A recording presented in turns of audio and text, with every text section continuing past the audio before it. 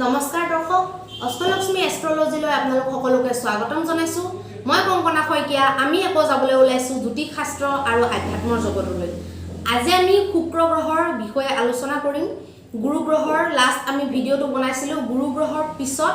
এতিয়া শুক্ৰ গ্ৰহৰ পাল যে শুক্ৰ গ্ৰহটো আমাৰ জীৱনত কেনেকুৱাকৈ প্ৰভাৱিত কৰে আৰু শুক্ৰ গ্ৰহই আমাক জীৱনত কি প্ৰদান কৰে বা শুক্ৰ গ্ৰহটো যদি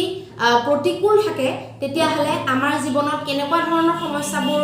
আহিব পাৰে বা আমি কেনেকুৱা ধৰণৰ সমস্যাৰ সন্মুখীন হ'ব পাৰো সেই বিষয়ে এই ভিডিওটোত মই আপোনালোকক জনাবলৈ চেষ্টা কৰিম আপোনালোকে নিজৰ জীৱনৰ লগত মিলাই চাব যদি এনেকুৱা সিম্পটম বিলাক আপোনালোকে দেখে মই যিবিলাক কম তেতিয়া হলে আপোনালোকে গম পাব যে আপোনালোকৰ জীৱনত শুক্ৰ গ্ৰহটো দুৰ্বল হৈ আছে তেতিয়া হলে আহকচোন আৰম্ভ কৰো শুক্ৰ গ্ৰহ বুলি ক'লে শুক্ৰ গ্ৰহক মহালক্ষ্মীৰ আন এটা ৰূপ বুলি ধৰা হয় আৰু মহালক্ষ্মীৰ দত্তক পুত্ৰ বুলিও কোনোৱে শুক্ৰ গ্ৰহটো মহালক্ষ্মীৰ দত্তক পুত্ৰ বুলিও কোনোৱে কৈছে গতিকে মহালক্ষ্মীৰ লগত ৰিলেটেড যিবিলাক বস্তু সেইবিলাক সকলো দায়িত্বভাৰ শুক্ৰ গ্ৰহক দিয়া হৈছে আৰু শুক্ৰবাৰটোকে দেৱী মহালক্ষ্মীৰ বাৰ হিচাপেও ধৰা হয় গতিকে লক্ষ্মী মা আৰু শুক্ৰ গ্ৰহৰ মাজত এটা উতপ্ৰোত অত্যন্ত গম্ভীৰ সম্পৰ্ক আছে আৰু যিবিলাক আমাৰ দৈনন্দিন জীৱনত জীৱনটো জীয়াই থাকিবলৈ বা আধুনিক জীৱন যাপন কৰিবলৈ বা ভালকৈ কমফৰ্টেবল এটা লাইফ আমি অতিবাহিত কৰিবলৈ যিসমূহ বস্তু আমাক প্ৰয়োজন হয় সেইসমূহ বস্তু আমাক প্ৰদান কৰে শুক্ৰ গ্ৰহই শুক্ৰ গ্ৰহ যদি শুভ নাথাকে শুক্ৰ গ্ৰহ যদি দুৰ্বল হৈ থাকে শুক্ৰ গ্ৰহ যদি অৱস্থান বেয়া জায়গাত কৰে বা বেয়া শত্ৰু ৰাশিত থাকে বা দুৰ্বল হৈ থাকে অংশগত হিচাপে তেতিয়াহ'লে জীৱনত বহুত বিশেষ প্ৰব্লেম দেখা দিব পাৰে শুক্ৰ গ্ৰহই আমাৰ ধন সম্পত্তি বৈভৱ ঐশ্বৰ্য বিভূতি সকলোৰে লগতে আমাৰ জীৱনত দাম্পত্য জীৱনটো সুখময় কৰাত অত্যন্ত মানে ভূমিকা পালন কৰে আৰু দাম্পত্য জীৱনটো সুখী এটা দাম্পত্য জীৱন লং লাষ্টিং যিটো সুখ মানুহৰ লং লাষ্টিং এটা সুখী দাম্পত্য জীৱন উপভোগ কৰিবলৈ শুক্ৰ গ্ৰহটো বলৱান হোৱাটো অত্যন্ত দৰকাৰী গতিকে ধন বৈভৱ ঐশ্বৰ্য বিভূতি সকলোখিনি আৰু লগতে বৈবাহিক সম্পৰ্ক গতিকে মেইন বস্তুকেইটাই গোটেইকেইটা সাঙুৰ খাই গ'ল আমাৰ জীৱনত বৰ্তমান আজিৰ ভৌতিক জগতত যিখিনি বস্তু আমাক আটাইতকৈ বেছি প্ৰয়োজনীয় বা মানুহে যিবোৰ সমস্যাত আটাইতকৈ বেছিকৈ জৰ্জৰিত হৈ আছে মানুহৰ জীৱনত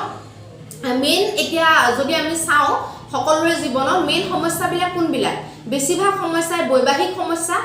বেছিভাগ সমস্যাই আৰ্থিক সমস্যা আৰু বেছিভাগ সমস্যাই হৈছে মানসিক অসন্তুষ্টিৰ সমস্যা গতিকে আজিকালি মানুহে পইচা পাতি থাকিলেও মানসিকভাৱে সন্তুষ্ট থাকিব নোৱাৰে লগতে পইচা পাতি বহুত থাকিলেও দাম্পত্য জীৱন সুখৰ নহয় আকৌ দাম্পত্য জীৱন যদি বহুত সুখৰো হয় তেতিয়াহ'লে আৰ্থিক কিছুমান প্ৰব্লেম আহি যায় বা তেনেকুৱা ধৰণৰ প্ৰব্লেমবিলাকে বৰ্তমান আমাৰ জীৱন আমাৰ জগতত বেছিকৈ প্ৰভাৱ পেলাইছে আৰু আমাৰ সমাজখন সেইবোৰৰ দ্বাৰাই জৰ্জৰিত হৈ আছে গতিকে এতিয়া শুক্ৰ গ্ৰহটো এটা মই বেছিক আপোনালোকক মানে যিমানখিনি সাঙুৰি পেলাই মই খুব কম শব্দত মই ক'লোঁ আৰু শুক্ৰ গ্ৰহৰ প্ৰভাৱৰ কথা কম শব্দত আচলতে কৈ শেষ কৰাটো এইটো মানে একদম অসম্ভৱ গতিকে খুব সংক্ষিপ্ত ৰূপত মই আপোনালোকক কৈছোঁ কিন্তু ইয়াৰ বহুত মানে বহল আচলতে পৰিসৰটো ইমান মানে সংক্ষিপ্ত নহয় আৰু শৰীৰত যে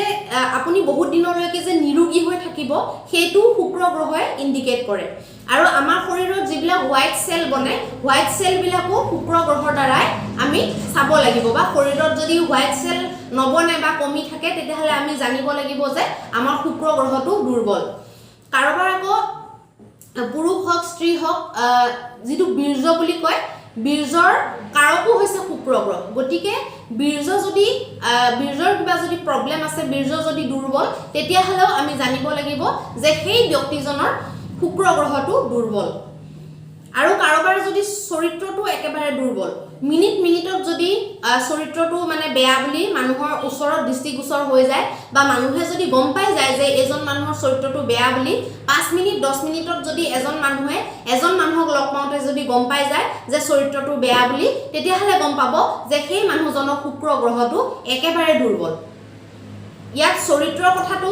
বৰ বুজিবলগীয়া, বহুতৰ এইটো কনফিউজন হৈ যায়। মানে কি বেছিকে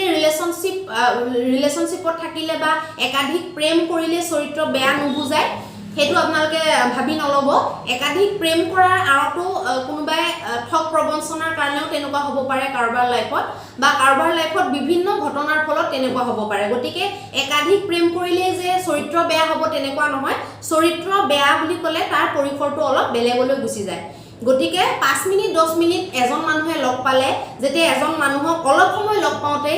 তেখেতৰ চৰিত্ৰৰ বিষয়ে মানে গম পাই যোৱা নিচিনা এটা বেয়া ফিলিংছ আহে, সেই মানুহবিলাকে 10জনে লগ পালে 10জনে গম পাই গ'ল যে এই মানুহজনৰ চৰিত্ৰটো অলপ বেয়া নেকি, দুৰ্বল নেকি। তেনেকুৱা অৱস্থাত আমি ক'ব লাগিব যে শুক্ৰ গ্ৰহটো বেয়া, যিটো কাৰণে এই মানুহজনৰ চৰিত্ৰটো দুৰ্বল হৈছে। আৰু কোনোবা পুৰুষ মানুহে যদি অনৰ্গল বা যেতিয়াই তেতিয়াই যদি কোনোবা নাৰীক যদি অপমানিত কৰে বা প্ৰত্যেক নাৰীকেই যদি বেয়া চকুৰে চায়, তেতিয়াহ'লেও আমি জানিব লাগিব যে সেই মানুহজনৰ চৰিত্ৰটো শুক্ৰ গ্ৰহৰ দ্বাৰা পীড়িত হৈ আছে বা শুক্ৰ গ্ৰহৰ প্ৰভাৱত তেখেতৰ চৰিত্ৰটো দুৰ্বল হৈছে। গতিকে এই গোটেইবিলাক কথা শুক্ৰ গ্ৰহৰ দ্বাৰা আমি চাব লাগিব। শুক্ৰ গ্ৰহটো জন্মকুণ্ডলীত দুৰ্বল আছে নে সবল আছে, সেইটো বহুত সংখ্যক নিৰ্ভৰ কৰিব আপোনাৰ ফাইনেন্সৰ লগত। কাৰণ আপুনি যদি ফাইনেন্সিয়েল বহুত গ্ৰ' কৰিব বিচাৰে, আপুনি যদি বহু ধৰণৰ মালিক হ'ব বিচাৰে, বা আপুনি যদি কেতিয়াবা কোটিপতি হোৱাৰ যদি সপোন দেখি থৈছে, তেতিয়াহ'লে আপোনাৰ যদি শুক্ৰই যদি আজ্ঞা নিদিয়ে, শুক্ৰ গ্ৰহত যদি বল নাথাকে, আপুনি কেতিয়াও সেই এচিভমেণ্টটো আপোনাৰ জীৱনত কেতিয়াও নাহিব। আপুনি বহু সম্পত্তিৰ যদি মালিক হ'ম বুলি ভাবিছে, আপুনি 2-3খন দামী দামী গাড়ীৰ যদি মালিক হ'ম বুলি ভাবিছে, তেতিয়াহ'লে শুক্ৰ গ্ৰহটো যদি আপোনাৰ দুৰ্বল, সেইটো আপোনাৰ যিমান পইচা থাকিলেও বা যিমান বেংকত আপোনাৰ ছাপৰ্ট থাকিলেও, আপোনাৰ মা দেউতাৰ ওচৰত যিমান পইচা থাকিলেও, সেইটো বস্তু আপুনি সদায় বৰ্তি থকাকৈ আপুনি কৰিব নোৱাৰিব বা নিজ বাহুবলেৰে আপুনি কৰিব নোৱাৰিব। গতিকে জন্মকুণ্ডলীত বৈবাহিক জীৱনৰ কাৰণে, শুক্ৰাণুৰ কাৰণে, আমাৰ ধন ঐশ্বৰ্য বিভূতি বা আমি বৃদ্ধ অৱস্থাত কেনেকৈ জীয়াই থাকিম বা লং লাষ্টিং আমাৰ স্বাস্থ্য ভালে থাকিব নে নাথাকিব, লং লাষ্টিং আমাৰ বৈবাহিক সম্পৰ্কটো কেনেকুৱা থাকিব, বা বৈবাহিক সম্পৰ্কৰ যিটো স্বাস্থ্য, ক'বলৈ গ'লে মানে কি বেমাৰ আজাৰ যদি বহুত হৈ থাকে, তেতিয়াহ'লে বহুত প্ৰেম সম্পৰ্কটো ভাল হৈও তাত একো ভাল নাথাকে। গতিকে প্ৰেমো থাকিল আৰু নিৰোগীও হৈ থাকিল, সেইটোহে সম্পূৰ্ণ বৈবাহিক সুখ বুলি আমি তেতিয়া ভাবিব লাগিব। আৰু লগতে সেইবোৰৰ লগতে যদি চুগাৰৰ যদি পেচেণ্ট, চুগাৰৰ কাৰণে মানে ডায়েবেটিক্সৰ কাৰণে যদি বহুত বেছি প্ৰব্লেম হৈছে, যে আপুনি তেতিয়া জানিব যে শুক্ৰ গ্ৰহটো আপোনাৰ দুৰ্বল, নহ'লে শুক্ৰ গ্ৰহ এনেকুৱা স্থানত বহি আছে যিটোৰ পৰা আপোনাৰ তেনেকুৱা বেমাৰবিলাক হ'বলৈ পাৰিছে। গতিকে শুক্ৰ গ্ৰহই আমাৰ জীৱনৰ বহুত বস্তুক প্ৰভাৱিত কৰে, আৰু বিশেষকৈ ৰোমেন্স, যিটো প্ৰণয় নিবেদন বা প্ৰণয়ৰ যিটো চেপ্টাৰ বা ৰোমেন্স বুলি যিটো কয়, সেইটো বহুত বেছি ডিপেণ্ড কৰে শুক্ৰ গ্ৰহৰ ওপৰত। আপোনাৰ যদি শুক্ৰ গ্ৰহটো বেয়া থাকে, বেয়া মানে এতিয়া শুক্ৰ গ্ৰহটো বেয়া বুলি ক'লে শুক্ৰ যদি নিচস্ত হয়, শুক্ৰ যদি এটা বা এটাতকৈ বেছি পাপগ্ৰহৰ লগত যদি বহি থাকে, শুক্ৰৰ ওপৰত যদি শনিৰ দৃষ্টি পৰি থাকে, আকৌ শুক্ৰ যদি শত্ৰুগত হৈ থাকে, শুক্ৰ যদি ডিগ্ৰী ৱাইজ বহুত দুৰ্বল হয়, বা শুক্ৰ যদি ডিগ্ৰী ৱাইজ দুৰ্বল হোৱাৰ লগতে সূৰ্যই যদি শুক্ৰক অস্ত কৰি থৈছে, তেনেকুৱা অৱস্থাত আমি শুক্ৰ গ্ৰহটো দুৰ্বল বুলি ভাবিম বা দুৰ্বল বুলি ক'ম। আৰু তেনেকুৱা অৱস্থাত আমাৰ কি হ'ব, শুক্ৰ গ্ৰহটো যদি দুৰ্বল হৈ থাকে, আমাৰ জীৱনত, আমাৰ বৈবাহিক জীৱনত ৰোমেন্সৰ অভাৱ হ'ব। বিবাহ কৰিছে ঠিকেই আছে, বিবাহখন চলিও আছে, কিন্তু প্ৰেম ভাল পোৱা এইবিলাকৰ বহুত অভাৱ হ'ব। মানে মোটামুটি এনে চলিব লাগে, চলি থকাৰ নিচিনাহে এটা ৰিলেশ্যন হ'ব। গতিকে শুক্ৰ গ্ৰহটো যদি ভাল হৈ থাকে, অট'মেটিক মহালক্ষ্মী মাৰ কৃপা মানুহৰ জীৱনত আহে, আৰু দেৰিকে হ'লেও মহালক্ষ্মীৰ কৃপা মানুহে লাভ কৰে, আৰু সম্পূৰ্ণ জীৱনটো সুখ ভোগ কৰি, দান পুণ্য সুখ ভোগ গোটেইখিনি কৰি এটা সুন্দৰ জীৱন যাপন কৰি মানে এটা কমফৰ্টেবল লাইফ মানুহে অতিবাহিত কৰিবলৈ সক্ষম হয়, শুক্ৰ গ্ৰহৰ যদি অনুকূল পৰিস্থিতি যদি থাকে। গতিকে আজি আপোনালোকে জানিলে যে শুক্ৰ গ্ৰহটোৱে আমাক কেনেকৈ প্ৰভাৱিত কৰে আৰু শুক্ৰ গ্ৰহটো আমাৰ জীৱনত কিয় দৰকাৰী চাৰিত্ৰিক দিশৰ পৰা হওক বৈবাহিক দিশৰ পৰা হওক বা ধন ঐশ্বৰ্য বিভূতি বা যিটো কমফৰ্টেবল লাইফ বুলি কয় সেই গোটেইবিলাক ফালৰ পৰা ৰোমেন্সৰ ফালৰ পৰা বহুত দীঘলীয়াকৈ নিৰোগীকৈ থকাৰ ফালৰ পৰা হওক প্ৰত্যেকটো সাইডৰ পৰাই শুক্ৰ গ্ৰহটো আমাৰ বাবে বহুত জৰুৰী গতিকে এই প্ৰবলেমবিলাক যদি আপোনালোকৰ লাইফতো আছে আপোনালোকে শুক্ৰ গ্ৰহটো বিবেচনা কৰক জন্মকুণ্ডলী অধ্যয়ন কৰক আমাৰ ইয়াত যদি আপোনালোকে জন্মকুণ্ডলী অধ্যয়ন কৰাম বুলি ভাবিছে অনলাইন যোগে আপোনালোকে কৰাব পাৰিব আৰু অফলাইন যদি চেম্বাৰত ভিজিট কৰোঁ বুলি ভাবিছে তেতিয়া আপোনালোকে কৰিব পাৰিব ভিডিওটো যদি ভাল লাগিছে এটা লাইক কৰি দিব আমাৰ উৎসাহ বৰ্ধন হয় আৰু চেনেলটো যদি দৰকাৰী বুলি ভাবিছে তেতিয়াহলে আগুৱাই নিয়ক সাবস্ক্ৰাইব কৰক ধন্যবাদ